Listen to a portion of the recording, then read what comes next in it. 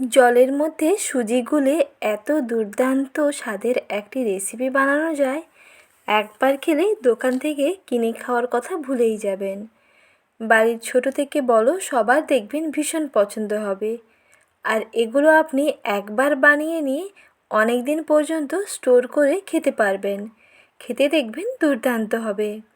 খেতে এতটাই ভালো হয় যে একবার কাউকে খাওয়ালে সবাই দেখবেন প্রশংসা করবে, সঙ্গে আপনার কাছে রেসিপি জানতে চাইবে।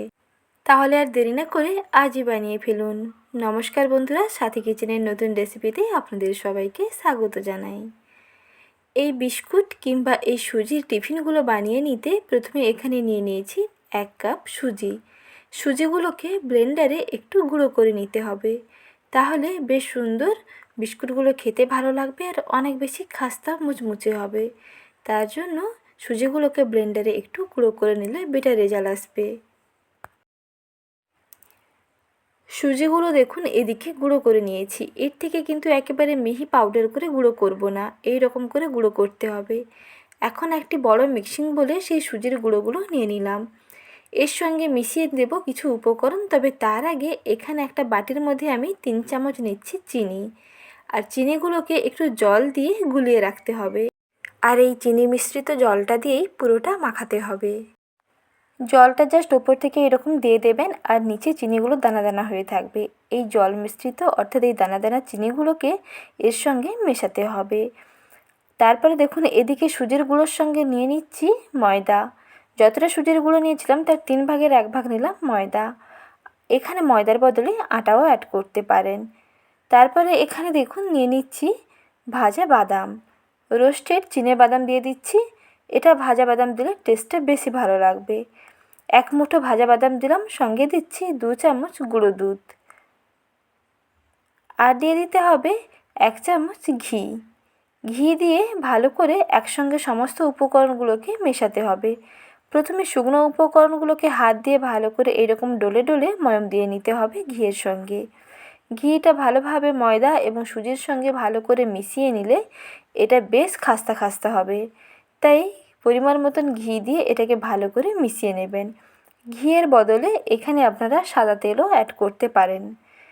এখন সব কিছুকে ভালো করে মিশিয়ে নিয়ে তারপরে অল্প অল্প সেই চিনি মিশ্রিত জলটাকে দিতে হবে। দেখুন এই রকম 1 চামচ 1 চামচ করে চিনিগুলো দানা দানা হয়ে থাকবে, সেই রকম চিনি মিশ্রিত জলগুলোকে দিলে এর মিষ্টতাটাও চলে আসবে, সঙ্গে মাখানোটাও হয়ে যাবে। আর চিনিগুলো এই রকম দানা দানা থাকবে, খেতে কিন্তু বেশ ভালো লাগবে।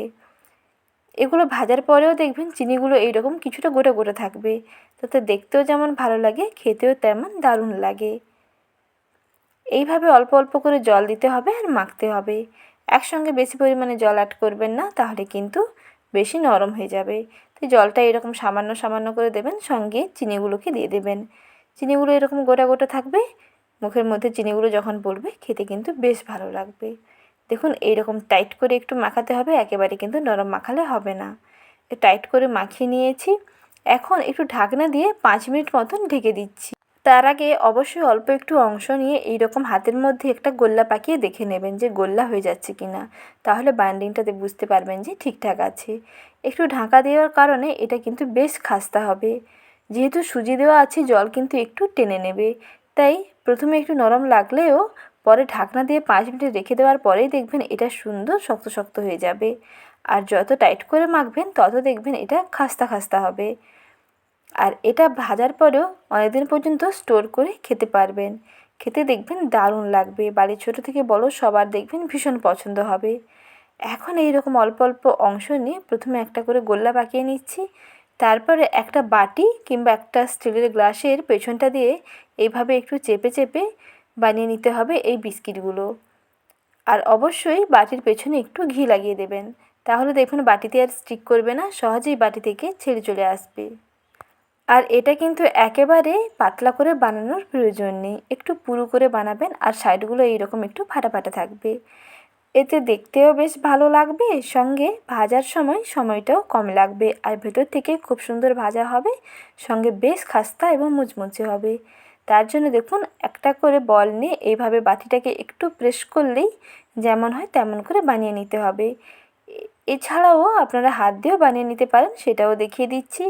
হাতের মধ্যে একটু করে ঘি লাগিয়ে নেবেন, একটা করে বল নিয়ে একটু এরকম চ্যাপ্টা করে দিন।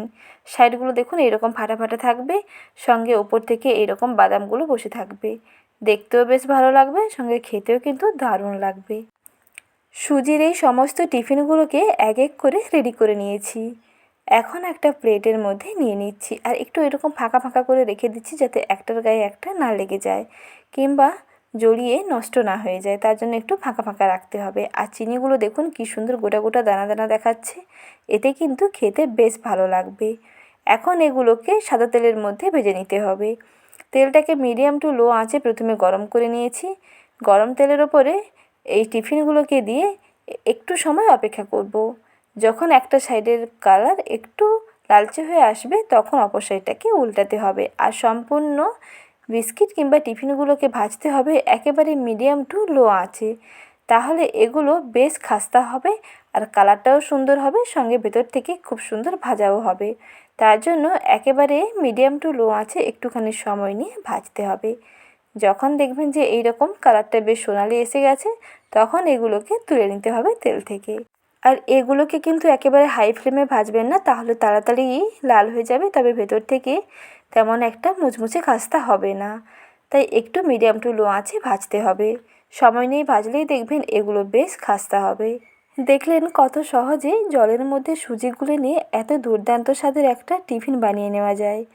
বাড়ির ছোট থেকে বড় সবার দেখবেন ভীষণ পছন্দ হবে। যাকে খাওয়াবেন রেসিপি জানতে চাইবে। আজই ট্রাই করে দেখুন। আর রেসিপিটি ভালো লেগে থাকলে লাইক, শেয়ার এবং সাবস্ক্রাইব করবেন। নতুন বন্ধু হয়ে থাকলে বেল আইকনটি প্রেস করে রাখবেন। ধন্যবাদ।